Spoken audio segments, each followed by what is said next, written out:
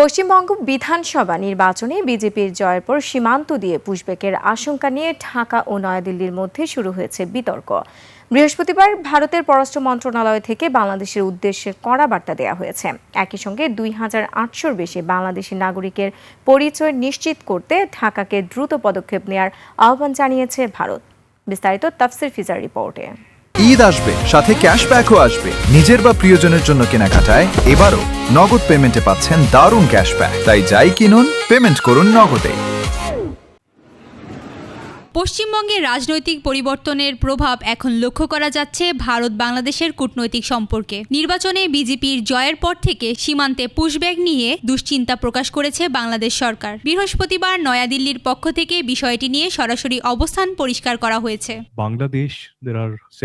ব্রিফিংয়ে ভারতের পররাষ্ট্রমন্ত্রীর মুখপাত্র রণধীর জয়সওয়াল বলেন, অবৈধ বাংলাদেশি নাগরিকদের ফেরত পাঠানোর প্রক্রিয়ায় বাংলাদেশের সহযোগিতার প্রয়োজন। তার দাবি, বর্তমানে ২,৮৬০টির বেশি নাগরিকত্ব যাচাইয়ের মামলা বাংলাদেশের সরকারের কাছে ঝুলে আছে, যার অনেকগুলো ৫ বছরেরও বেশি পুরনো।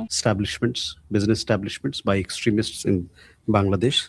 Such communal incidents need to be dealt with swiftly and firmly. We have also observed a troubling tendency. New Delhi জানিয়েছে, দ্রুত পরিচয় যাচাই সম্পূর্ণ হলে অবৈধ বাংলাদেশি ফেরত পাঠানোর প্রক্রিয়া অনেক বেশি সুশৃঙ্খলভাবে সম্ভব হবে।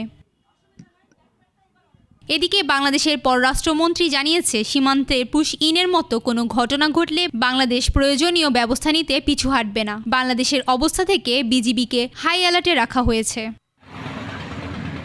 তাফসির ফিজা, ডেস্ক রিপোর্ট, ২১ টেলিভিশন।